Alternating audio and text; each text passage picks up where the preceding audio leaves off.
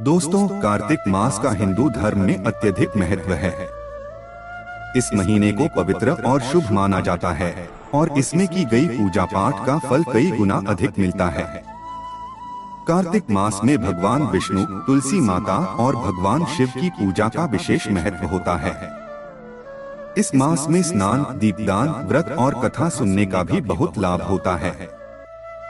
कार्तिक मास की कथा में धर्म, भक्ति, संयम और भगवान की कृपा के अनेक प्रसंग मिलते हैं। दोस्तों, कार्तिक मास का शास्त्रों में विशेष महत्व बताया गया है। इस महीने में जो व्यक्ति भगवान विष्णु और माता लक्ष्मी की उपासना करता है, उसकी सारी इच्छाएं पूर्ण होती हैं। साथ ही कार्तिक मास में कार्तिक महात्म्य व्रत कथा का पाठ जरूर करना चाहिए। दोस्तों, आज हम इस वीडियो में कार्तिक महात्म्य व्रत कथा का पहला अध्याय शुरू करेंगे। दोस्तों, संपूर्ण कार्तिक महात्मा कथा जानने के लिए हमारे YouTube चैनल को सब्सक्राइब करें। दोस्तों, श्री सूत जी बोले, जब देवर्षि नारद श्री कृष्ण से मंत्रणा करके चले गए, तब हर्ष से गदगद होकर सत्यभामा ने अपने पति श्री कृष्ण जी से कहा, हे स्वामी, मैं धन्य हूँ, मेरा सफल जीवन धन्य है, मेरे जन्मदाता वे माता पिता भी धन्य हैं, क्योंकि उन्होंने निःसंदेह त्रैलोक्य सुंदरी मुझ सत्यभामा को जन्म दिया है। इस सुंदरता का ही प्रभाव है कि आपकी 16,000 स्त्रियों के रहते हुए भी मैं आपको विशेष प्रिय हूँ। केवल इसी के लिए मैंने कल्पवृक्ष के साथ आदि पुरुष आपको विधिपूर्वक संकल्प कर नारद के लिए उस समय समर्पित कर दिया था। जब संसार के लोग कल्पवृक्ष का नाम तक नहीं जानते थे, वही कल्पवृक्ष उस समय से मेरे आंगन में लगा हुआ है। हे मधुसूदन, तीनों लोकों के स्वामी भगवान लक्ष्मी की मैं अतिशय प्रियतमा हूँ, इसलिए मैं आपसे कुछ पूछने की इच्छा करती हूँ। यदि आप चाहते हैं तो मेरे प्रश्न का उत्तर विस्तार पूर्वक मुझसे कहिए, जिसे सुनकर मैं अपना कल्याण करूँ। मुझे वह उपाय बताइए जिससे कल्प पर्यंत भी मेरा एवं आपका वियोग कदापि न हो। श्री सूत जी ने कहा कि इस प्रकार अपनी प्रियतमा सत्यभामा की बातें सुनकर श्री कृष्ण जी मंद मंद मुस्काने लगे। सत्यभामा का हाथ अपने हाथ में लेकर हास परिहास के साथ कल्पवृक्ष के नीचे पहुँचे और उस स्थान से सब सेवकों को हटा दिया। सत्यभामा की ओर देखकर हंसे, साथ ही पूछा कि सत्यभामा भगवान के इस अनुराग को देखकर संतुष्ट और पुलकित हो गईं और कृष्ण जी भी सत्यभामा को देखकर गदगद हो गए। श्री भगवान ने कहा कि हे देवी, वास्तव में इन 16,000 स्त्रियों के रहते हुए भी तुम मुझे प्राण के तुल्य प्यारी हो। तुम्हारे लिए देवताओं के साथ इंद्र से भी लड़ गया था। हे प्रिय, जो तुम पूछना चाहती हो तो वह बड़ी ही अद्भुत बात है। तुम्हें मैं जो किसी को न देने वाली बहुमूल्य वस्तु को भी दे देता हूँ, न करने वाला काम भी करता हूँ, छिपाने वाली बात भी कह देता हूँ, तो फिर मुझसे पूछने की आवश्यकता ही क्यों थी? तुम्हारे मन में जो प्रश्न हो पूछो, मैं कहूँगा। सत्यभामा ने कहा, हे नाथ, मैंने पूर्व जन्म में कौन सा दान, व्रत अथवा तपस्या की थी जिसके प्रभाव से मैं संसार में पैदा होकर भी संसार की बाधाओं से मुक्त हूँ और आपकी अर्धांगिनी हूँ। सर्वदा गरुड़ पर सवारी करती हूँ। आपके साथ इंद्रादिक देवताओं के यहाँ आपके जाने पर आपके साथ मैं भी जाती हूँ। यही मैं पूछती हूँ कि मैंने उस जन्म में कौन सा शुभ कर्म किया है। पूर्व जन्म में मैं कौन थी, मेरा कैसा स्वभाव था और मैं किसकी पुत्री थी? श्री कृष्णचंद्र जी ने कहा, हे प्रिय, तुम सावधान होकर सुनो, मैं तुम्हारे पूर्व जन्म की कथा कहता हूँ। उस जन्म में तुमने जिस पवित्र व्रत को किया था सो बतलाता हूँ। जबकि सतयुग का अंत हो रहा था, उस समय मायापुरी में एक अत्रिगोत्र वाला देवशर्मा नामक ब्राह्मण निवास करता था। वह समस्त वेदों तथा वेदांगों में पारंगत, अतिथि पूजक, अग्निहोत्री तथा सूर्य नारायण का व्रत करता था। सर्वदा सूर्य देव की उपासना करने के कारण वह दूसरे सूर्य की भांति देदीप्यमान था। उसको वृद्धावस्था में गुणवती नाम की एक कन्या उत्पन्न हुई। देवशर्मा को उस पुत्री के अतिरिक्त कोई संतान नहीं थी। उसने अपनी पुत्री का विवाह अपने एक शिष्य चंद्र के साथ कर दिया। पुत्र विहीन देवशर्मा अपने शिष्य चंद्र को अपने पुत्र के समान मानते थे और जितेंद्रिय चंद्र भी देवशर्मा को अपने पिता के सदृश समझता था। एक दिन चंद्र और देव शर्मा दोनों कुश और समिधा लाने के लिए वन में गए और इधर उधर घूमते घूमते हिमालय के समीप एक उपवन में पहुंच गए। तब उन्होंने एक विकराल राक्षस को अपनी ओर आते हुए देखा। उसे देखकर ये दोनों भय से व्याकुल हो गए। शरीर के अंग शिथिल हो गए और वे भागने में असमर्थ हो गए। यमस्वरूप उस राक्षस ने उन दोनों को मार डाला। हमारे गणों ने उस क्षेत्र के प्रभाव और उन दोनों के धार्मिक स्वभाव के कारण उन दोनों को बैकुंठ धाम में पहुंचाया। जीवन भर उन दोनों ने जो सूर्य देव का आराधन किया था, उसी से मैं उन पर बहुत प्रसन्न था। हे प्रिय, शैव, सूर्योपासक, गणेश के पूजक, वैष्णव और शक्ति के पूजक, जैसे वर्षा का पानी समुद्र में गिरता है, उसी भांति ये सब अंत में मेरे ही समीप आते हैं। अकेला मैं ही नाम और क्रिया के भेद से 5 रूपों में विभक्त हूँ। जैसे किसी का नाम देवदत्त है, वही देवदत्त किसी का बाप है, किसी का पुत्र है, किसी का भाई है और किसी का भतीजा है। लेकिन वास्तव में यह देवदत्त एक ही है। अस्तु, सूर्य के समान तेजस्वी वे दोनों मेरे बैकुंठ में आकर रहने लगे। विमान पर यात्रा करते थे, उनका मेरे समान रूप था। वे मेरे ही समीप रहते थे और उनके शरीर में दिव्य चंदन लगा रहता था। दोस्तों, कार्तिक मास व्रत कथा के दूसरे अध्याय में आपका स्वागत है। दोस्तों, कार्तिक मास व्रत कथा के दूसरे अध्याय में भगवान ऋषि सूत जी नारद जी को आगे बताते हैं कि भगवान कृष्ण ने बताया कि जब गुणवती के पति को राक्षस द्वारा मारा दिया गया तो वह बहुत दुखी हुई। श्री कृष्ण ने कहा, हे देवी, गुणवती अपने पिता और स्वामी को राक्षस द्वारा मारे जाने का संवाद सुनकर पिता और पति के क्लेश से दुखित होकर करुण विलाप करने लगी। हाय नाथ, हाय पिता, हमको त्याग कर तुम कहाँ चले गए? मैं अकेली कन्या हूँ। आप लोगों के बिना असहायनी मैं अब क्या करूँ? अब मेरे भोजन और वस्त्रादिकों की व्यवस्था कौन करेगा? घर में स्नेहपूर्वक पालन पोषण कौन करेगा? मैं कुछ भी नहीं कर सकती, मुझ विधवा की रक्षा कौन करेगा? मैं मूर्खा कहाँ जाऊं? कौन मेरे दुख को दूर करेगा? कहाँ रहूं? क्या करूं? हाय देव, मुझ पर ऐसा कोप हुआ, अब कैसे जी? मैं बड़ी ही पापिन हूँ। श्री कृष्ण ने कहा कि इस तरह रोती हुई वह मृगी की तरह व्याकुल होकर अपने को भाग्यहीना, असुखी, आशाहीन, जीवनहीन कहती हुई बोली कि अब मैं किसकी शरण में जाऊं जो मेरे दुख को हरे।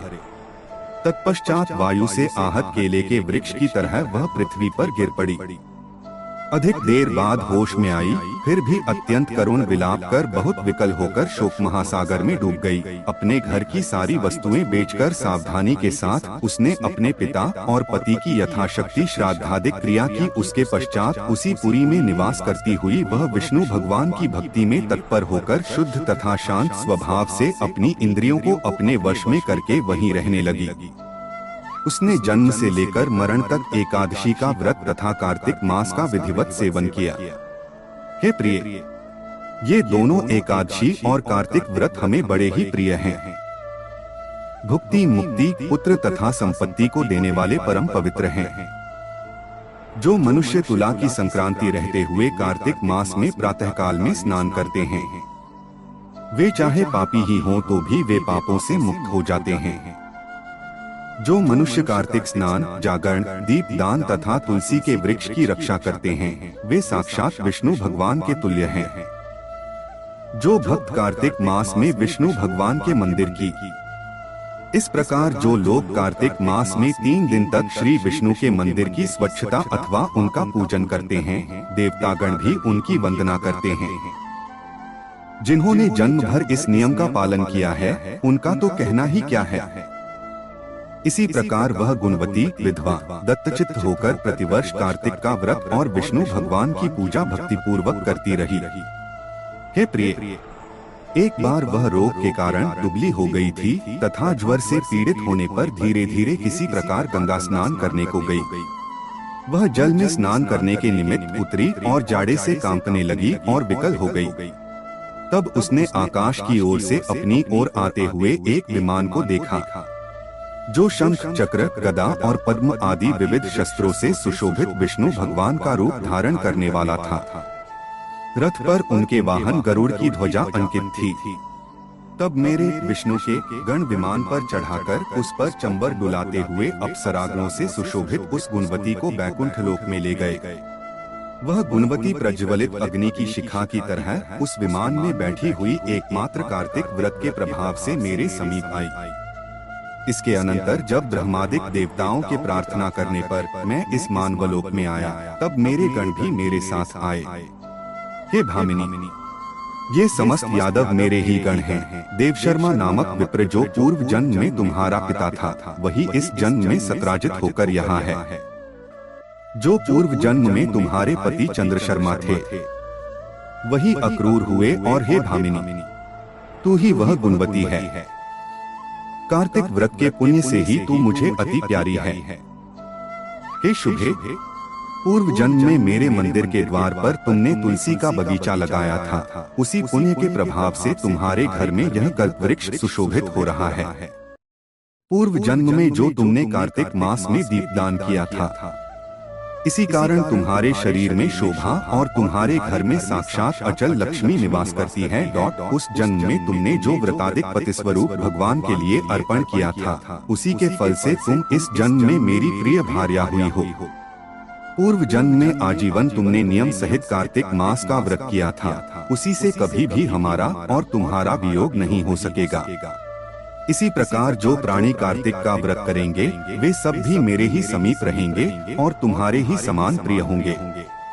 यज्ञ, दान, व्रत तथा तपस्या करने वाले मनुष्यों को जो फल प्राप्त होता है, वह कार्तिक व्रत के पुण्य फल का 16वां भाग भी नहीं होता।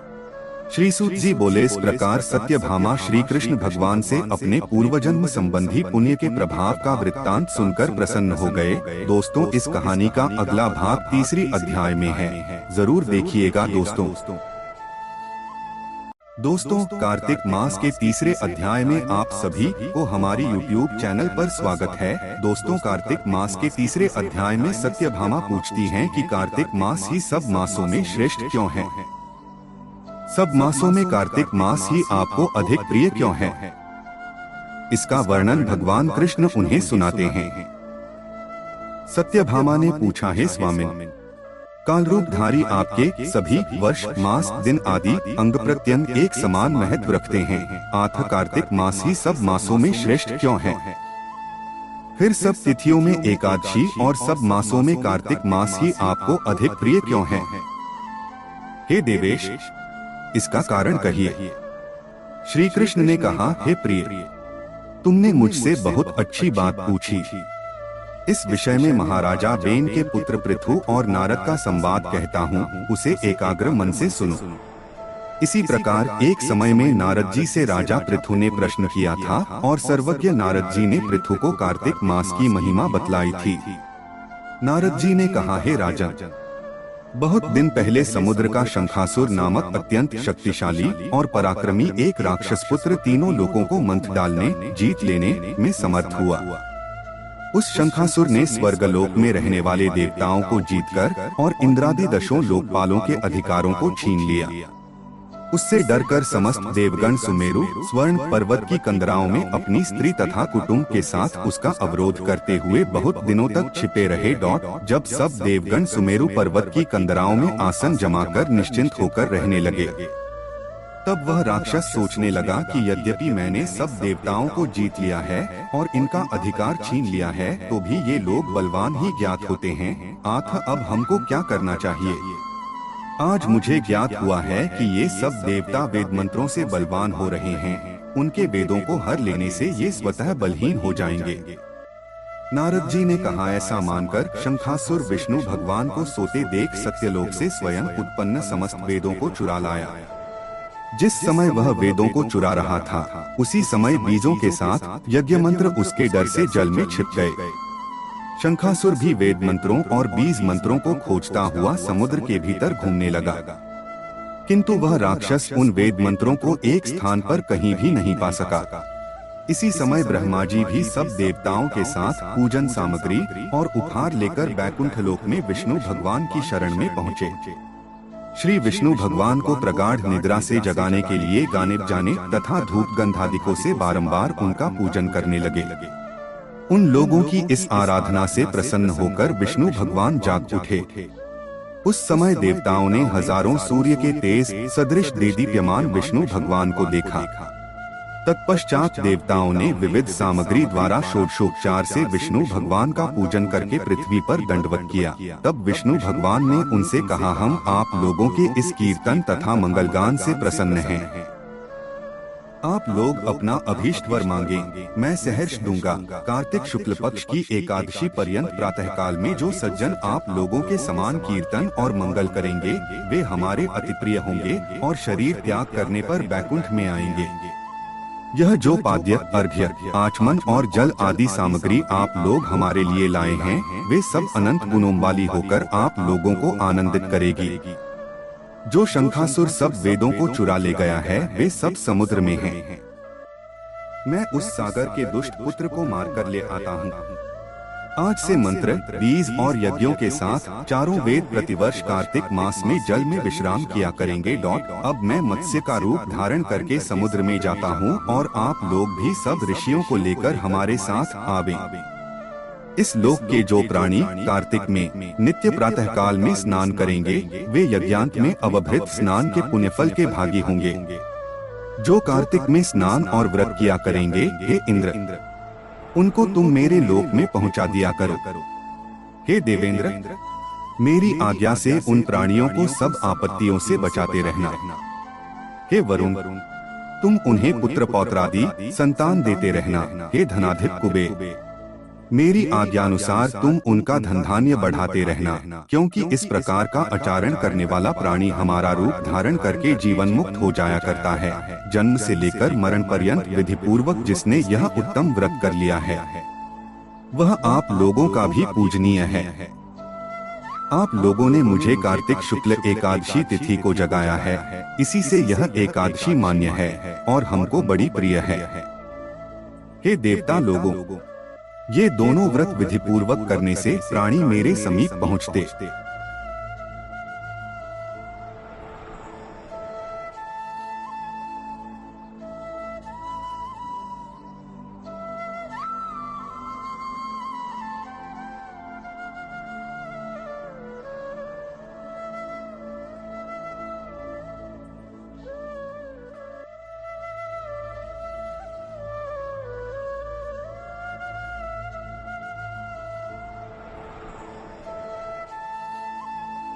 दोस्तों, कार्तिक मास व्रत कथा के चौथे अध्याय में भगवान ऋषि सूत जी नारद जी को आगे बताते हैं कि भगवान मछली के समान रूप धारण कर विंध्यवासी कश्यप ऋषि की अंजलि में आ पहुँचे।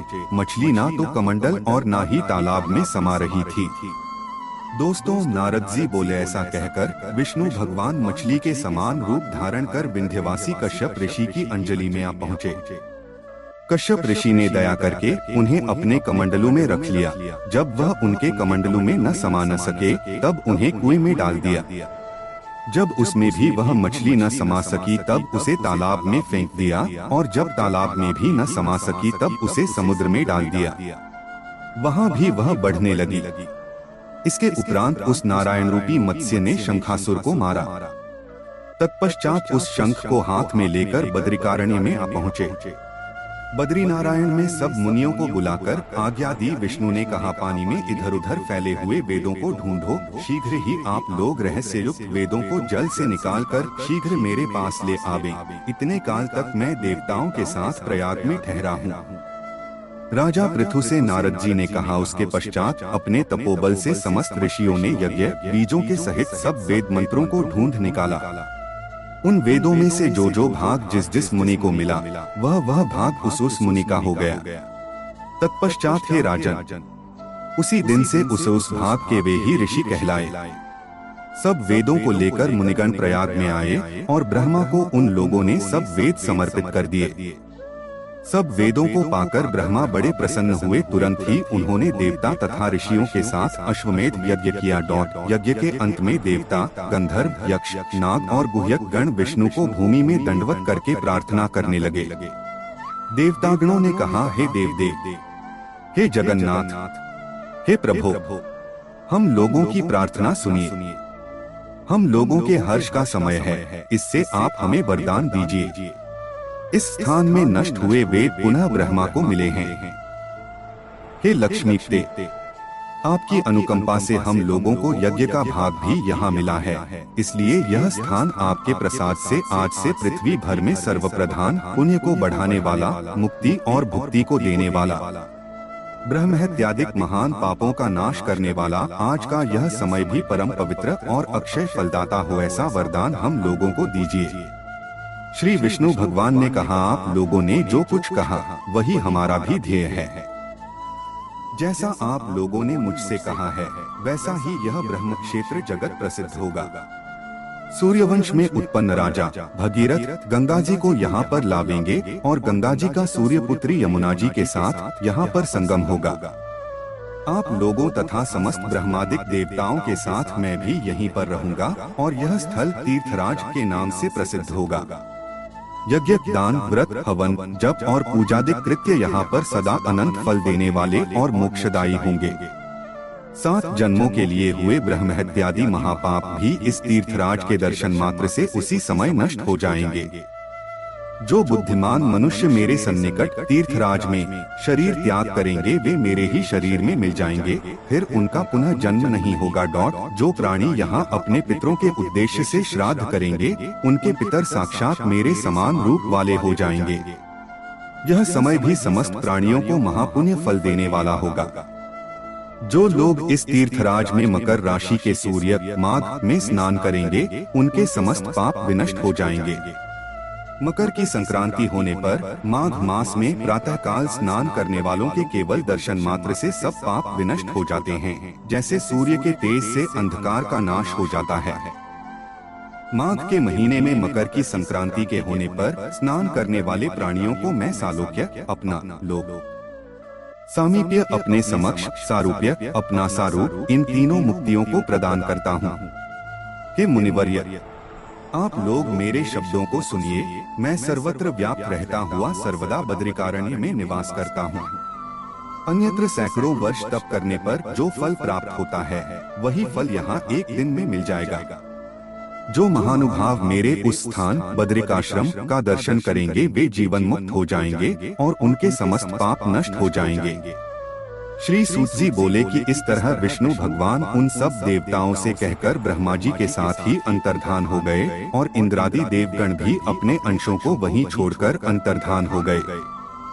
जो कोई प्राणी इसे शुद्ध मन से सुनेंगे अथवा सुनावेंगे वे तीर्थराज प्रयाग और बद्रिकारण्य जाने के समान फल को प्राप्त होगा।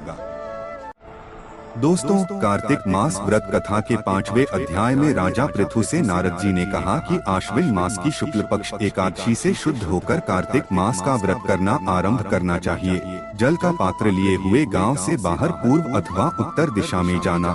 राजा पृथु बोले, हे मुनि जी, आपने कार्तिक और माघ मास का विस्तृत फल कहा, अब इसके विधिवत स्नान की विधि, नियम और उद्यापन की विधि भी आप हमसे कहिए।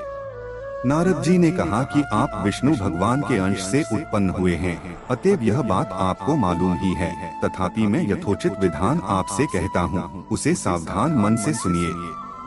आश्विन मास की शुक्ल पक्ष एकादशी से शुद्ध होकर कार्तिक मास का व्रत करना आरंभ करना चाहिए।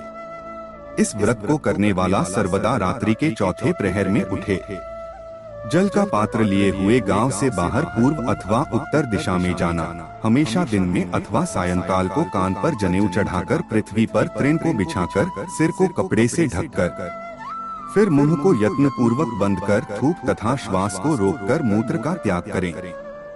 रात्रि के समय में दक्षिण मुख बैठकर मलमूत्र का त्याग करें। अपने लिंग को पकड़कर उठे तथा मृत्तिका और जल से सावधानी से धोकर दुर्गंध को नष्ट करे, तब शौच क्रिया पूर्ण करे।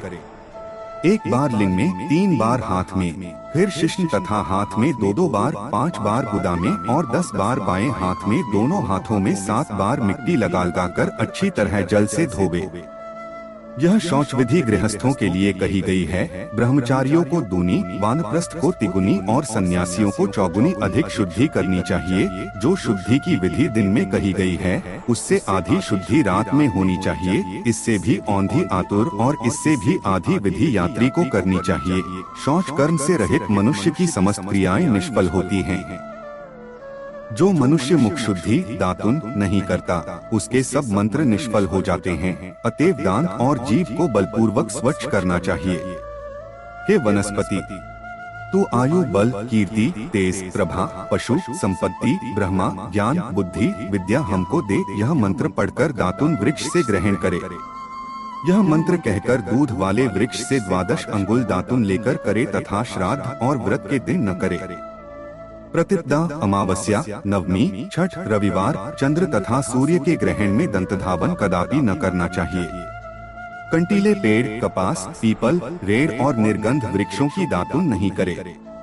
तत्पश्चात फूल, माला, चंदन और पान इत्यादि पूजन सामग्री लेकर प्रसन्न मन हो भक्ति पूर्वक विष्णु गवान अथवा शिवजी के मंदिर जाए। वहाँ देवताओं का अर्घ्य, आचमनी आदि वस्तुओं से अलग अलग पूजन कर प्रार्थना तथा प्रणाम कर नृत्यादि मंगल कृत्य करे। फिर ताल, वेण, मृदंग आदि को बजावे, गावे और नर्तकों के साथ नाचे। फिर माला, चंदन, तांबूल आदिकों से उन गायकों का भी पूजन करे जो गा आए हों, क्योंकि देवस्थान में गाने वाले में साक्षात विष्णु भगवान की ही मूर्ति है। ये लोग सत्ययुगादिकों में विष्णु भगवान को तपस्या, योग और दान द्वारा प्रसन्न करते थे, किंतु कलयुग में अनुराग सहित भगवत गुणगान है। भगवान को प्रसन्न करने के लिए प्रधान मान गया है। हे राजन, मैंने एक बार विष्णु भगवान से पूछा था कि आप अधिकतर कह रहते हैं। यह सुनकर विष्णु भगवान कहा, हे नारद, मैं बैकुंठ में अथवा योगियों के हृदय में भी नहीं रहता, अपितु जहाँ मेरे भक्त मेरा गुणगान करते हैं वहाँ मैं अवश्य रहा करता हूँ। जो प्राणी चंदन मालादिकों से हमारे भक्तों का पूजन करते हैं, उससे मुझे जैसी प्रीति होती है वैसी प्रीति मेरे पूजन से भी नहीं हो सकती। जो मूर्ख पुराणों की कथा तथा मेरे भक्तों का कीर्तन सुनकर उसकी निंदा करते हैं, वे मेरे शत्रुसदृश हैं। शिरीष, धतूरा के गिरिजा, चमेली, केसर, कंदार, मदार तथा को कनेर के फूल और अक्षतों से विष्णु भगवान की पूजा नहीं करनी चाहिए। अड़हल, कंद, शिरीष, जूही, मालती, केवड़ा के पुष्पों से शिवजी का पूजन नहीं करना चाहिए। लक्ष्मी की अभिलाषा करने वाले पुरुष को चाहिए कि तुलसी पत्र से गणेश जी की, दूर्वा से दुर्गा जी की, अगस्त्य के फूल से सूर्य नारायण की पूजा न करे। जिन देवताओं के लिए पूजा में जो फूल निर्दिष्ट हैं, उन्हीं से उनका पूजन करे। इस प्रकार पूजन समाप्ति के पश्चात देवाधिदेव विष्णु भगवान से क्षमा याचना करे। हे सुरेश्वर, हे देव, मेरे पास न मंत्र है और न क्रिया, भक्ति से भी मैं हीन हूँ। जो कुछ भी आपकी पूजा मैंने की है, आप हमारी उस पूजा को पूर्ण करें। इतना करने के बाद परिक्रमा करके दंडवत प्रणाम कर पुनः क्षमा प्रार्थना करके गायन, कीर्तन आदि करना चाहिए। जो मनुष्य शिव और विष्णु भगवान की विधि पूर्वक कार्तिक मास की रात्रि में पूजा करते हैं, वे पवित्रात्मा होकर अपने पूर्व पुरुषों के साथ विष्णु लोक को जाते हैं। दोस्तों, कार्तिक मास व्रत कथा के 6वें अध्याय में विष्णु भगवान ने जहाँ जहाँ अपने चरण रखे, वहाँ पर ऋषि, वेद, यज्ञों के सहित समस्त देवता मेरी रक्षा करते रहे। सप्तमी, अमावस्या, नवमी, त्रयोदशी, द्वितीया, दशमी तिथियों को आंवला तथा तिल से स्नान नहीं करना चाहिए। नारद जी बोले, जब 2 घड़ी रात अवशेष रहे तब तिल, कुश, अक्षत, चंदन आदि लेकर शुद्ध होकर जलाशय पर जाए। नहर की अपेक्षा क्रम से 10 गुना झरना में, झरना से 10 गुना नदी में और नदी से 10 गुना संगम पर स्नान करने से फल कहा है, और तीर्थ में स्नान करने से इनका दूना फल कहा गया है। स्नान के पूर्व विष्णु भगवान का ध्यान करके स्नानार्थ संकल्प करे, फिर तीर्थ में उपस्थित देवताओं को क्रमशः अर्घ्य, पाद्य, आचमनी आदि देवे। अर्घ्य मंत्रार्थ, हे कमलनाथ, आपको नमस्कार है। हे जलशायी भगवन, आपको नमस्कार है। हे ऋषिकेश, आपको प्रणाम है। मेरे दिए हुए अर्घ्य को आप ग्रहण करें। बैकुंठ, प्रयाग तथा बद्रिकारण्य में जहाँ कहीं विष्णु भगवान गए, वहाँ विष्णु भगवान ने 3 प्रकार से अपना पैर रखा था। अतएव जहाँ कहीं विष्णु भगवान ने अपना चरण रखा, वहाँ पर ऋषि, वेद, यज्ञों के सहित समस्त देवता मेरी रक्षा करते रहे। हे जनार्दन, हे दामोदर, हे देवेश, आपको प्रसन्न करने के लिए मैं विधिवत कार्तिक में प्रातः स्नान करूंगा। हे दामोदर, मैं आपका ध्यान और आपको प्रणाम करके इस जगह जल में स्नान करने के लिए जा रहा हूँ। आपकी कृपा से मेरे समस्त पाप नष्ट हो जाते हैं। हरे कार्तिक मास में व्रत तथा विधि पूर्वक स्नान करने वाला मैं अर्घ्य देता हूँ। आप राधिका के सहित ग्रहण करें। हे कृष्ण, हे प्रबल राक्षसों का नाश करने वाले भगवान, हे पापनाशक, इस कार्तिक मास में नित्य नैमित्तिक कर्मों के द्वारा दिए हुए मेरे इस अर्घ्य को आप स्वीकार करें। कार्तिक स्नान का व्रत करने वाला भागीरथी गंगा, विष्णु, शंकर तथा सूर्य का ध्यान करके जल में प्रवेश करे और नाभि पर्यंत जल में खड़ा होकर विधि पूर्वक स्नान करे। गृहस्थ तेल और आंवले का चूर्ण लगाकर विधवात्री तथा यति तुलसी के मूल की मृत्तिका लगाकर स्नान करे। सप्तमी अमावस्या, नवमी, त्रयोदशी, द्वितीया, दशमी तिथियों को आंवला तथा तिल से स्नान न करना चाहिए। प्रथमल स्नान करके पुनः मंत्र स्नान करे। स्त्री और शूद्र वेदोक्त मंत्रों से स्नान न करें। उन्हें पौराणिक स्नान करना चाहिए। स्नानार्थ मंत्र, जिन मंत्रों भावन भगवान ने देवताओं के कार्य लिए 3 प्रकार का रूप धारण किया था, है ही पापनाशक विष्णु भगवान अपनी कृपा है मुझे पवित्र बनावे। विष्णु की आज्ञा से कार्तिक व्रत करने वालों की समस्त इंद्रादि देवता रक्षा करते हैं। आथ वे सब मुझको पवित्र को बीजों, रहस्यों तथा यज्ञों सहित समस्त वेदों के मंत्र, कश्यपादिक ऋषि, इंद्रादि समस्त देवत मुझको पवित्र करें। गंगादि सभी नदियाँ, संपूर्ण तीर्थ, 7 समुद्र और समस्त जलाशय हमको पवित्र करें। अदिति आदि सती नारियां, यश सिद्ध सर्प, सब औषधियाँ, तीनों लोक पर्वत मुझे पवित्र करें। इन मंत्रों को कहकर स्नान करने के पश्चात व्रती हाथ में पविया धारण करके देवता, ऋषि, मनुष्य तथा पिता का विधिवत तर्पण करे। कार्तिक मास में पितृ तर्पण करते समय जितने भी तिल तर्पण में रहते हैं, उतने वर्ष पर्यंत व्रती के पितृगण स्वर्ग में निवास करते हैं। तत्पश्चात व्रत करने वाला जल से निकले, शुद्ध कपड़ा पहने और प्रातः काल के सब कृत्यों से निवृत्त होकर पुनः विष्णु भगवान का पूजन करना चाहिए। समस्त तीर्थ के संपूर्ण देवताओं का स्मरण करके भक्ति पूर्वक सावधान होकर चंदन, फूल और फल सहित विष्णु भगवान को फिर अर्घ्य देवे। अर्घ्य मंत्र का अर्थ नियम से पवित्र कार्तिक मास में मैंने स्नान किया है। हे विष्णु भगवान, राधा के साथ आप मेरे दिए अर्घ्य को ग्रहण करें। तब चंदन, फूल और तांबूलादिकों से वेद के पारंगत ब्राह्मणों का श्रद्धा पूर्वक पूजन करें और बारंबार साष्टांग प्रणाम करें। ब्राह्मणों के दाहिने पैर में तीर्थ रहते हैं, मुख में वेद और समस्त अंगों में देवतागण निवास करते हैं। ब्राह्मणों की पूजा करने से उन सभी की पूजा हो जाती है। इस भूतल में विष्णु भगवान गुप्त रूप से ब्राह्मण के स्वरूप में निवास करते हैं। अपने कल्याण की कामना रखने वाले लोग इनका न अपमान करें और न इनके साथ निरीक, फिर एकांत चित्त से विष्णु भगवान की जा तुलसी का पूजन करके उनकी परिक्रमा तक उन्हें प्रणाम करें। हे देवी, हे तुलसी, देवता ने ही प्राचीन काल से तुम्हारा निर्माण किया और ऋषियों ने तुम्हारा पूजन किया है। विष्णु की प्यारी तुलसी, आपको प्रणाम है, आप मेरे सब पापों का नाश करें। इसके पश्चात स्थिर चित्त से विष्णु भगवान की पुराणों कथा को सुनना चाहिए और भक्ति पूर्वक वेद ब्राह्मणों का पूजन करना चाहिए। इस प्रकार भक्ति पूर्वक जो लोग पूर्वोक्त विधान से साकृत्य करता है, उसे विष्णु लोक प्राप्त होता है। समस्त रोगों तथा पापों को नष्ट करने वाला, मनुष्य को श्रेष्ठ बुद्धि देने वाला, पुत्र धनारी का साधन, मुक्तिदायक कार्तिक के व्रत के अतिरिक्त कोई उत्तम व्रत इस संसार में नहीं है। तो कार्तिक मास व्रत कथा के 7वें अध्याय में नारद जी कार्तिक मास के व्रतों के नियमों के बारे में बता रहे हैं। साथ ही कौन सी तिथि को कौन सा भोजन करना चाहिए और क्या नहीं करना चाहिए।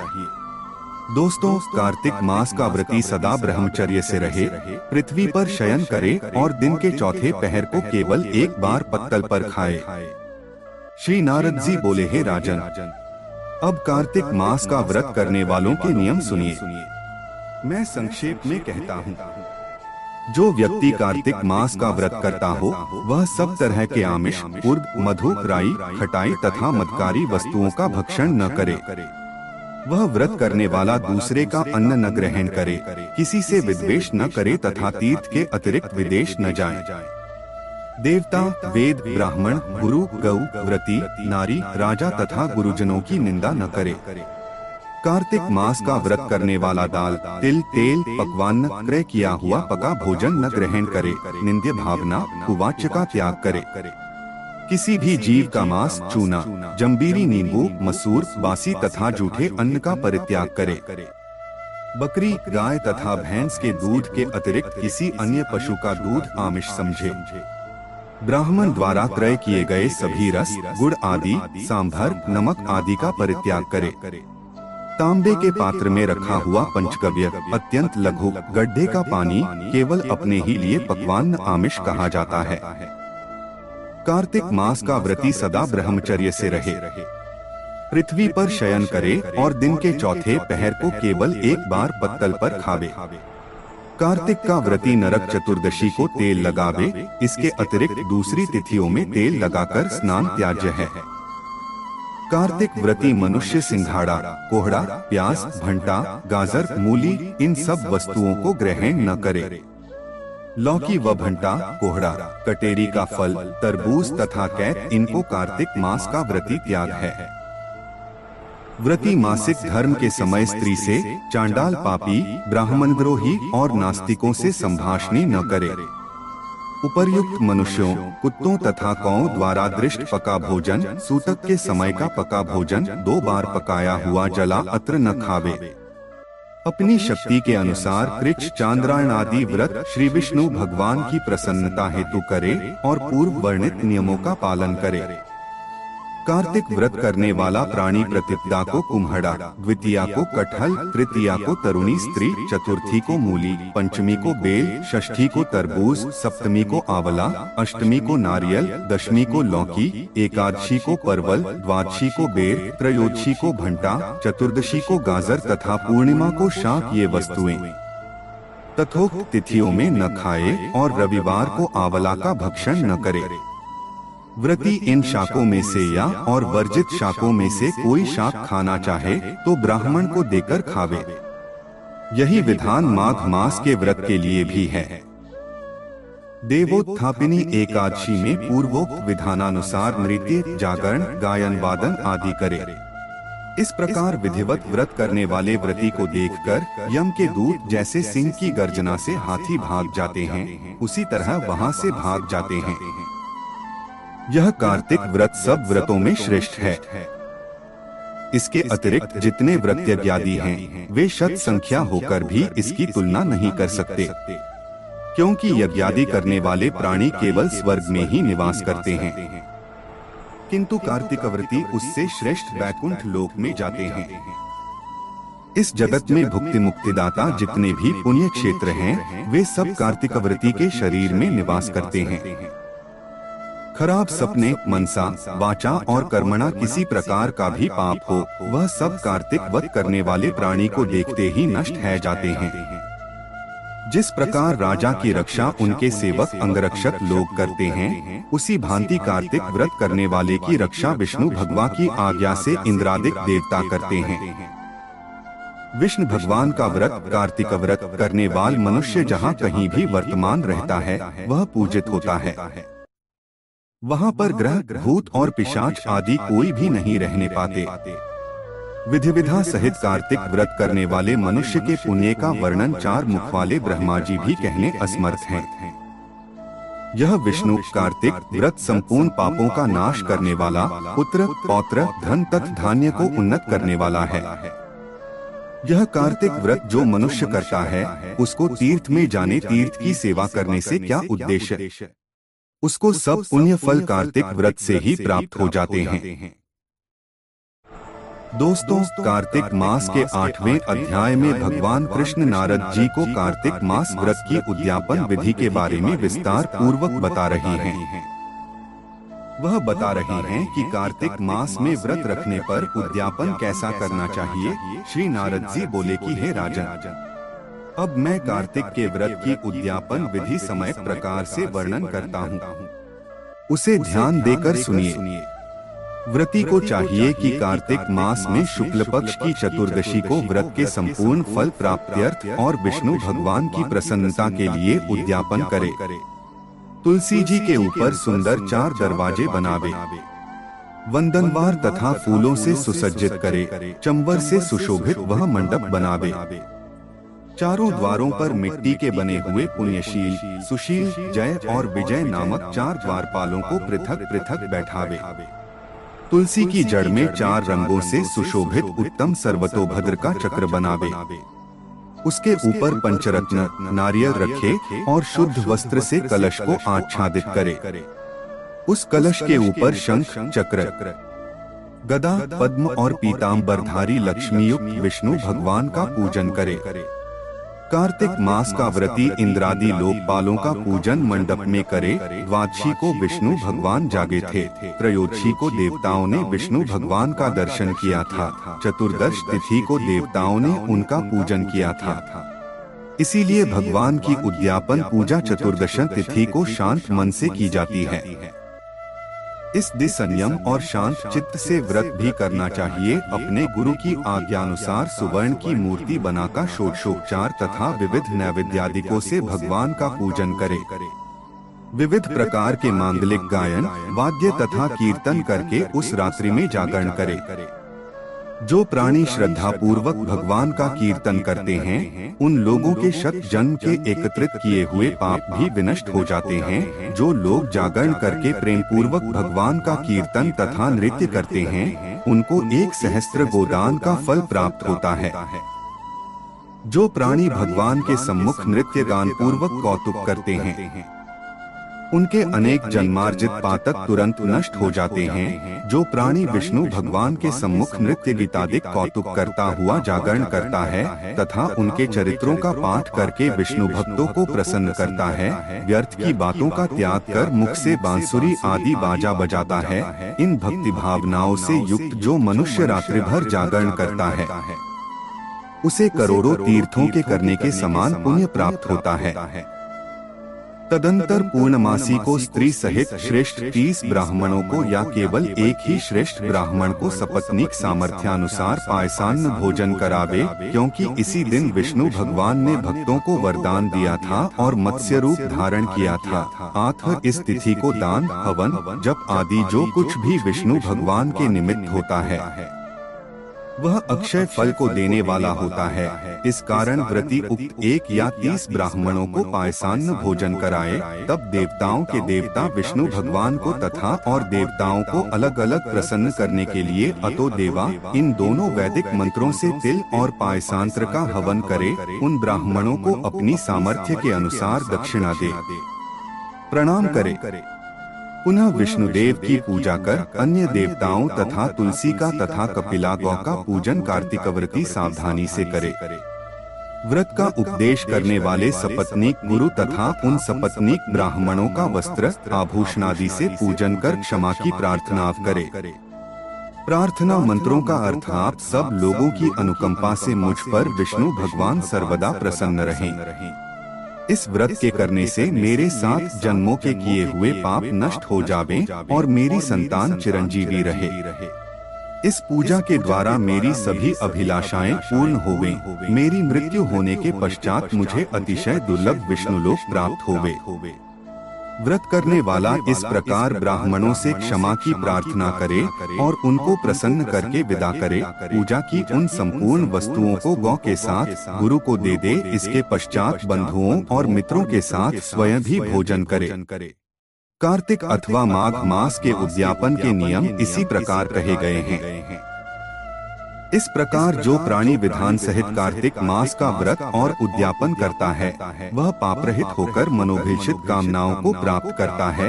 अंत में विष्णुलोक निवास करता है। तीर्थों, दानों तथा सब व्रतों करने से जो फल प्राप्त होते हैं, उनसे करोड़ गुना अधिक पुण्य फल विधि पूर्वक कार्तिक मास का व्रत करने से मिलता है। वे प्राणी धन्य हैं, वे पूजनीय हैं और उन्हीं का इस संसार में जन्म लेना सफल है, जिन्होंने विष्णु भगवान की भक्ति में तल्लीन होते हुए कार्तिक मास का व्रत किया है। कार्तिक मास का व्रत करने वाले के पुण्य भय से उसके समस्त पाप कांपते जाते हैं और इधर उधर भागते फिरते हैं और कहते हैं कि अब हमारा जाना कहाँ होगा। इस कार्तिक मास के व्रत के विधान को जो भक्ति पूर्वक सुनता है या वैष्णवों के सम्मुख सुनाता है, ये दोनों इस व्रत द्वारा इस व्रत से प्राप्त होने वाले पापनाशक सभी फल प्राप्त करते हैं।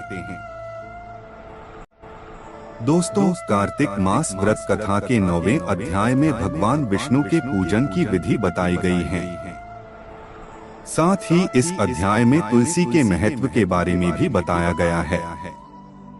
राजा पृथु ने पूछा, हे ब्राह्मण, आपने कार्तिक व्रत के विधान वर्णन में तुलसी के मूल में विष्णु भगवान के पूजन की विधि बताई है। आज मैं तुलसी की महत्ता के विषय में पूछने की इच्छा करता हूँ। तुलसी देवाधिदेव विष्णु भगवान को कैसे इतनी प्यारी हुई? हे नारद, यह कैसे और कहाँ उत्पन्न हुई? आप सर्वज्ञ हैं, कृपा कर यह कथा संक्षेप में कहिए।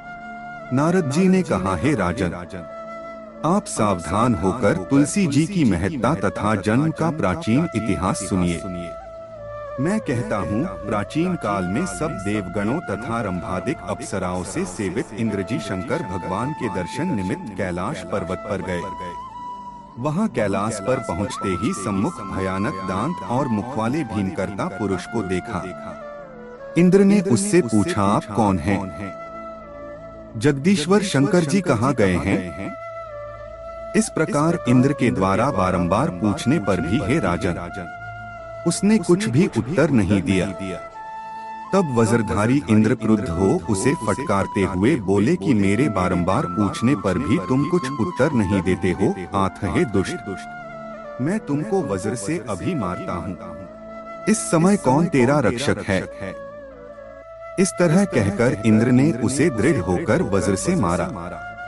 इंद्र के मारते ही उसकी ग्रीवा नीली तथा राख हो गई और रुद्र भगवान अपने तेज से इंद्र को जलाने लगे। यह कांड देखकर बृहस्पति ने शीघ्र हाथ जोड़कर तथा इंद्र ने पृथ्वी पर दंडवत नम्रीभूत होकर स्तवन करना आरंभ किया। बृहस्पति ने कहा, हे देवों के अधिपति, त्र्यंबक, कपर्दी, त्रिपुरारी, शर्व और अंधकासुर वध करने वाले शिवजी, आपको मेरा नमस्कार है। अदृश्य रहने वाले, अनेक आकृति धारण करने वाले शंभु, यज्ञ विध्वंसक, यज्ञ फलदाता, कालांतक, काल, काले सर्प को धारण करने वाले, ब्रह्मा का शिरोच्छेदन करने वाले, ब्राह्मण के हितकारी हे शिवजी, आपको नमस्कार है। नारद जी ने कहा, इस प्रकार बृहस्पति के स्तुति करने पर तीनों लोकों को भस्म करने में सशक्त शिवजी अपने नेत्र की दहकती हुई अग्नि को संभालते हुए बृहस्पति से बोले, हे देवगुरु, आपके स्तवन से मैं अति प्रसन्न हूँ। अपनी इच्छानुसार वर मांगे और आज से इंद्र को जीव दिलाने के कारण तुम जीव नाम से संसार में विख्यात होगे। बृहस्पति ने कहा, हे देव, यदि आप प्रसन्न हैं तो इस शरणागत इंद्र की रक्षा कीजिए और अपने नेत्र द्वारा उत्पन्न अग्नि को शांत कीजिए। शंकर जी ने कहा, नेत्र द्वारा फिर भीतर अग्नि कैसे जाएगी? इसको कहीं दूर फेंक दूंगा जिससे यह इंद्र को कष्ट न देवे। दोस्तों, कार्तिक मास कथा की 10वीं अध्याय में जालंधर की जन्म के बारे में बताया गया है। शंकर जी द्वारा नेत्राग्नि को समुद्र में फेंके जाने पर एक बालक उत्पन्न हुआ। ब्रह्मा जी ने उस बालक का नाम जलंधर रखा और उसे राज्याभिषेक किया। समुद्र ने जलंधर की शादी कालनेमी की बेटी वृंदा से कराई। जलंधर ने शुक्राचार्य की सहायता से निर्विघ्न शासन किया। श्री नारद जी बोले, ऐसा कहकर शंकर जी ने उस नेत्राग्नि को हाथ में लेकर खारे समुद्र में फेंक दिया और वह आग गंगा सागर के संगम पर गिरी। उक्त स्थान पर गिरते ही वह अग्नि बालक रूप में परिणत हो गई तथा वह बालक रोने लगा। उस बालक के रोदन से संपूर्ण पृथ्वी बारंबार कांपने लगी। देवलोक आदि सत्यलोक तक सब लोगों के निवासी बधिर हो गए। इस शब्द को सुनकर चकित होकर ब्रह्मा भी वहां गए कि यह क्या है। वहां जाकर ब्रह्मा ने समुद्र के तट पर एक बालक देखा। तब ब्रह्मा जी ने यह वाक्य कहा, यह अद्भुत बालक किसका है? ब्रह्मा को आया हुआ देखकर तथा उनकी वाणी सुनकर समुद्र ने हाथ जोड़कर नतमस्तक हो प्रणाम कर उस बच्चे को ब्रह्मा जी के अंक में रख दिया और कहने लगा कि हे ब्रह्मन, यह लड़का गंगा सागर के संगम में उत्पन्न हुआ मेरा बालक है।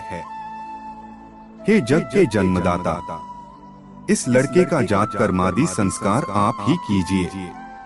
नारद जी ने कहा, समुद्र इस प्रकार कह ही रहा था कि समुद्र का बेटा ब्रह्मा जी की दाढ़ी पकड़कर बारंबार झकझोरने लगा।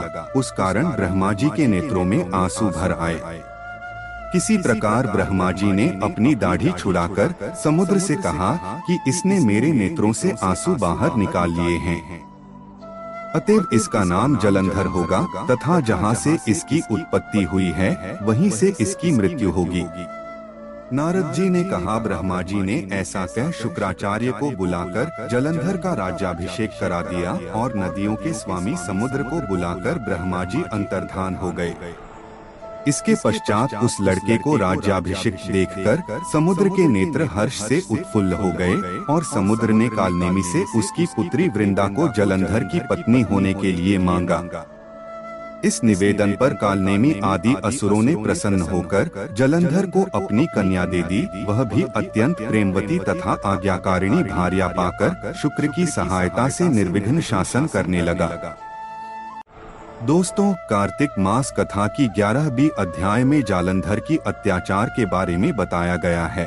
दोस्तों, जलंधर ने राहु की कहानी सुन क्रोधित हो इंद्र से रत्नों की मांग की असफल वार्ता के बाद जलंधर ने देवताओं पर आक्रमण किया।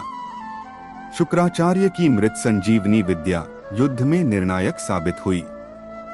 श्री नारद जी बोले, जिन दैत्यों को पहले देवताओं ने पराजित कर दिया था और वे पाताल में रहते थे, वे सब राजा जलंधर का आश्रय पाकर पृथ्वी पर निर्भय होकर विचरने लगे। किसी समय राहु का कटा हुआ सिर देखकर जलंधर ने गुरु शुक्राचार्य से उसके सिर के कटने का कारण पूछा। शुक्राचार्य ने देवताओं के द्वारा समुद्र मंथन, उसके रत्नों को देवताओं द्वारा छीन लेना तथा दैत्यों की अनादर युक्त हार का वर्णन सुनाया। अपने पिता का मंथन सुनकर जलंधर की आंखें क्रोध से लाल हो गईं और उसने घसमर नामक अपना एक दूत इंद्र के पास भेजा। घसमर स्वर्ग में जाकर देव सभा में पहुंचकर अद्भुत वचन कहने लगा। घसमर ने कहा, हे देवेंद्र, समुद्र के पुत्र सब राक्षसों के स्वामी जलंधर का मैं दूत हूँ और उन्होंने जो कहा है उसे सुनो। तुमने पर्वतीय मेरे पिता समुद्र का मंथन क्यों किया? वहां से जो रत्न ले आए हो उन सबको शीघ्र मुझे दे दो। इस प्रकार दूत की वाणी सुनकर महाराज इंद्र चकित हो गए। भय और क्रोधयुक्त हो घसमर से बोले, हे दूत, प्राचीन काल में जिस लिए मैंने समुद्र का मंथन किया था उसे सुनो। मुझसे भयभीत पर्वतों को समुद्र ने अपने उदर में छिपा लिया और प्राचीन काल में मेरे शत्रु दैत्यों की रक्षा की थी। आठ मैंने उसका मंथन कर उसके सब रत्न ले लिए। इसी प्रकार प्राचीन काल में समुद्र के शत्रु शंखासुर ने भी देवताओं से द्वेष किया था। हमारे छोटे भाई विष्णु भगवान ने सागर में घुसकर उसे मारा था। आठ अपने स्वामी के पास जाओ और समुद्र मंथन का सारा संवाद अपने स्वामी जलंधर से जाकर कह सुनाओ। नारद जी ने कहा, इस प्रकार वह दूत इंद्र से विदा ले पृथ्वी पर आया और इंद्र का संपूर्ण कथन राजा जलंधर से कहा। उन बातों को सुनकर क्रोध से उस दैत्य के होंठ कांपने लगे। वह जलंधर देवताओं को शीघ्र पराजित करने के उद्यम में लग गया और उसके उद्यम के कारण प्रत्येक दिशा तथा पाताल से करोड़ों राक्षस इकट्ठे होने लगे। अपनी करोड़ों सेना को साथ लेकर शुंभनिशुंभादिक दैत्यपति वहां आ पहुँचे। उस राक्षसराज जलंधर ने स्वर्गलोक जाकर नंदनवन पर अपना अधिकार कर लिया। तब देवतागण भी युद्ध के लिए स्वर्ग से बाहर निकले। देवताओं ने देखा कि प्रबल दैत्यों की सेना ने अमरावती पुरी को घेर लिया है। आठ देवता और दैत्यों की सेना में घमासान युद्ध होने लगा। मूसल, परिघ, बाण, गदा